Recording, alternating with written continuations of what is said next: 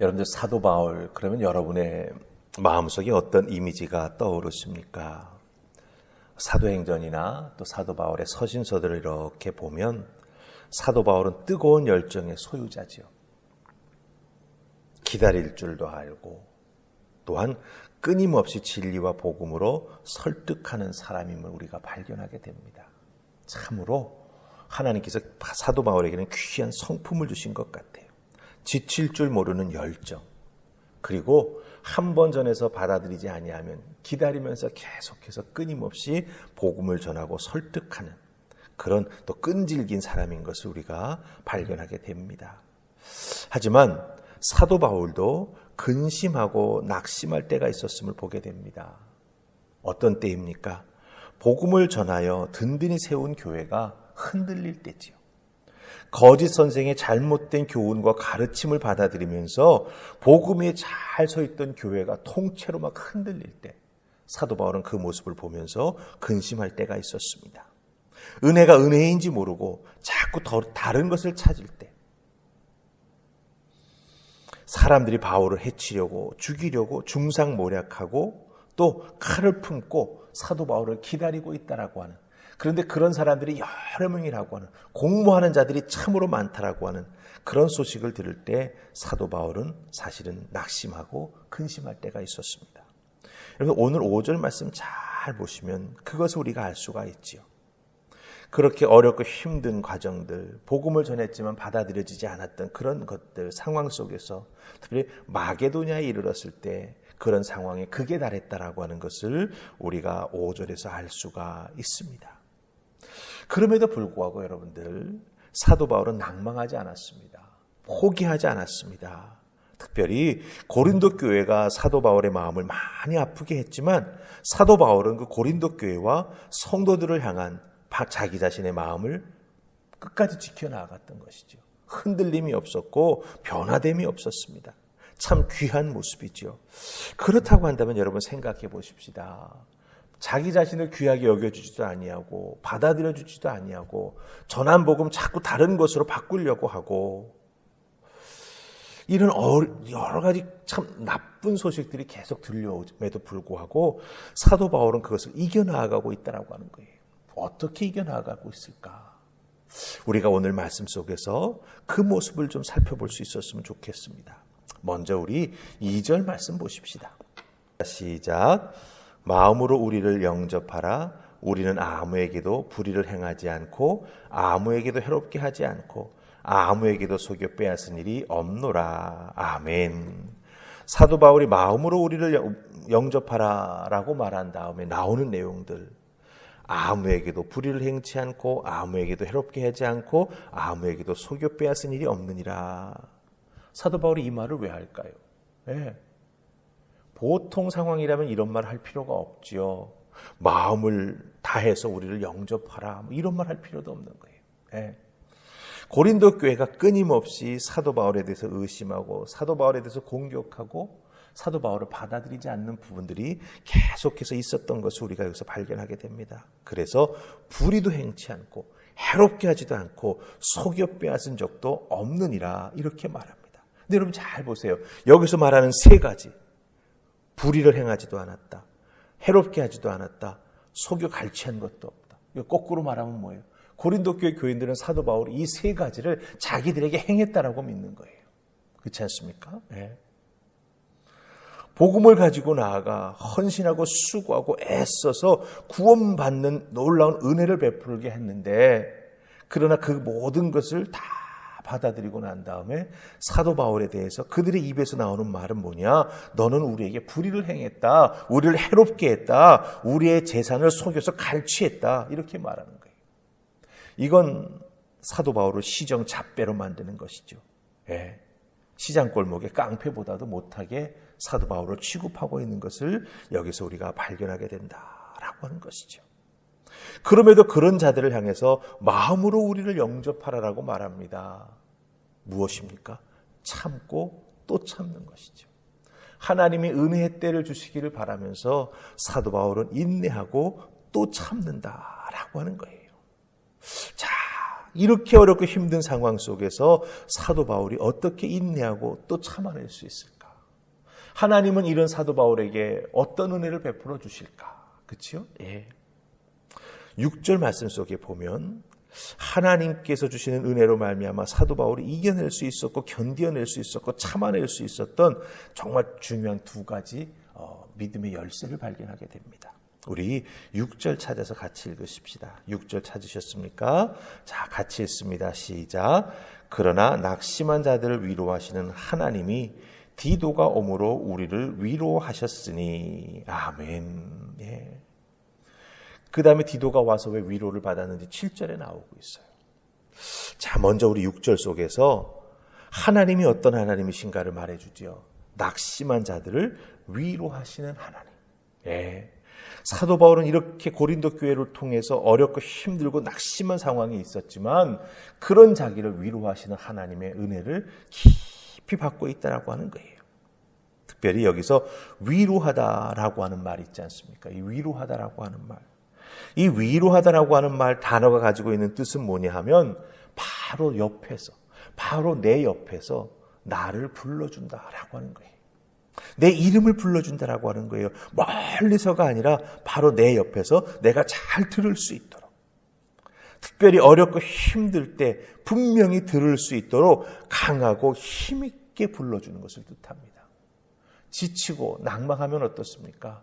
사람이 넋이 나가지 않습니까? 그런 상황에서도 잘 들을 수 있도록 위로하시는 하나님께서 사도 바울의 이름을 강하고 힘있게 불러주셨다라고 하는 거예요. 낭망하지 마, 쓰러지지 마, 내가 너와 함께한다. 그러시면서 하나님은 사도 바울의 이름을 불러주셨다라고 하는 거예요. 이걸 통해서 사도 바울은 위로를 받고 힘을 얻을 수 있었다라고 하는 거죠. 먼저 하나님께서 사도 바울의 이름을 바로 사도 바울의 옆에서 강하고 힘있게 불러주시면서 사도 바울의 손 붙잡아 주시고 사도 바울의 무릎에 힘을 허락해 주셔서 그 어렵고 힘든 상황을 딛고 일어설 수 있도록 우리 하나님이 위로해 주시고 또한 그 삶을 이끌어 주셨다라고 하는 것입니다.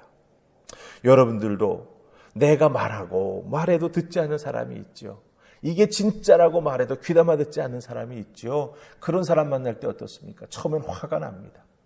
그러다가 어쩌다 내가 저런 사람하고 얽혔지? 그 자기를 막 자책할 때가 있죠. 그러면서 한없이 슬퍼질 때가 있습니다. 내가 이렇게 몇십 년 살아왔는데 결국 이게 뭐야? 이런 생각 들 때가 있죠. 그런데 여러분, 하나님께서는 그런 낙심한 자들을 위로해 주시는 하나님이십니다.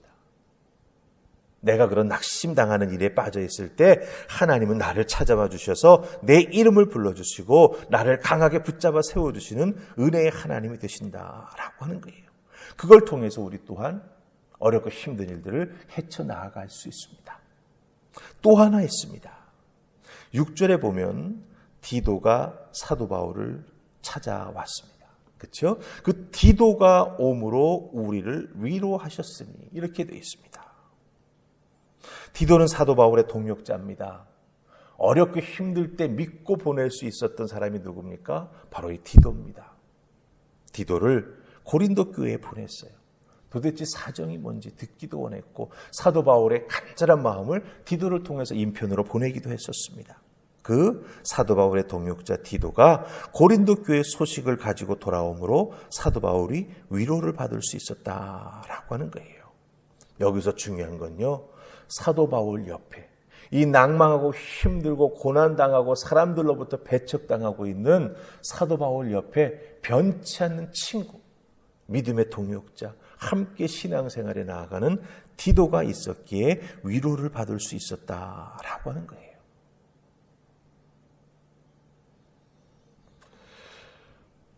오늘 여러분들이 말씀 묵상 큐티를 하신다면 오늘 날짜 7월 19일 말씀 속에 보면은 이 묵상 에세이가 나옵니다. 유기성 목사님 책 이야기가 나오는데 그 내용 중에 보면 이성복 목사님 이야기가 나와요. 성결교 부흥 목사님 오래전에 돌아가셨죠. 근데 그분은 늘 손 한쪽을 이렇게 꼭 주먹 쥐고 다니셨다는 것, 거기 이야기가 나옵니다. 그 이야기 다음에 나오는 유기성 목사님의 이야기가 있어요. 거기서 이렇게 말합니다. 그래서 주님은 우리 옆에 지체를 붙여주신 것입니다. 예, 믿음의 식구, 함께 신앙생활에 나아가는 자, 교회의 친구, 성도 붙여주셨다라고 하는 거예요. 무엇 때문에? 위로받으라고. 그 사람을 통해서 위로받으라고. 믿음이 약해서 주님을 직접 볼 수 없는 사람도 믿음의 지체를 보면서 주님을 만날 수 있어야 합니다. 힘든 가운데 있는 서로의 손을 잡아주면서 우리를 붙들어 주시는 주님의 사랑을 느낄 수 있어야 합니다. 주님이 우리에게 교회라는 공동체를 허락하신 이유가 여기에 있습니다. 이렇게 유기성 목사님 말합니다. 예, 맞습니다.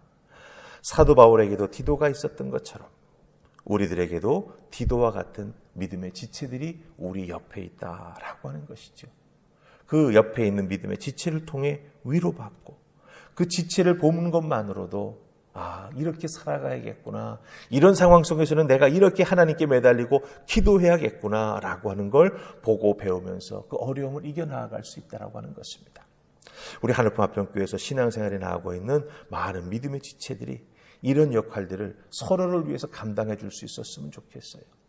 내가 어렵고 힘들 때는 다른 믿음의 지체들이, 또 다른 믿음의 지체가 어렵고 힘들 때는 위로받았던 내가 위로의 역할을 해줄 수 있는 그런 아름다운 모습이 있게 될 때 우리 하늘품 화평교회는 더욱더 든든히 세워지는 하나님의 은혜가 충만한 줄 믿습니다.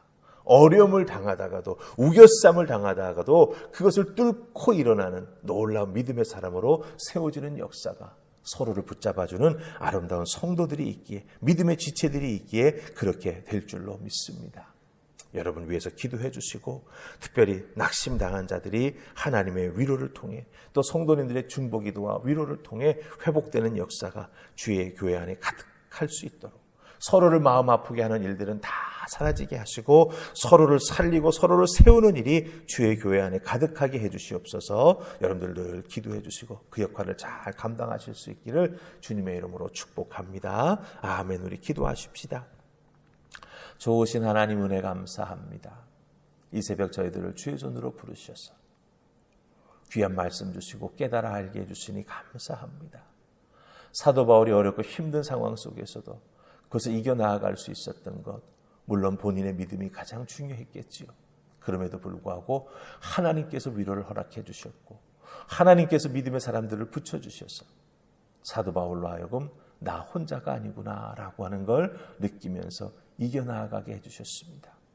우리 하늘품 화평교회도 이런 아름다운 교회의 모습이 세워지기를 소망합니다. 붙잡아 주시는 하나님의 은혜, 손 내밀어 줄 수 있도록 누군가를 옆에 붙여주시는 하나님의 도움의 손길, 그 모든 것 믿음으로 하나하나 바라보면서 우리 하늘품 화평교회가 그런 아름다운 교회, 서로를 살리는 귀한 교회 될 수 있도록 성령 하나님 역사하여 주시옵소서. 오늘 나의 삶의 자리에서도 누군가에게 손을 내밀어 줄 수 있는 도움의 믿음의 사람이 될 수 있기를 소원하옵고 예수님 이름으로 기도하옵나이다. 아멘.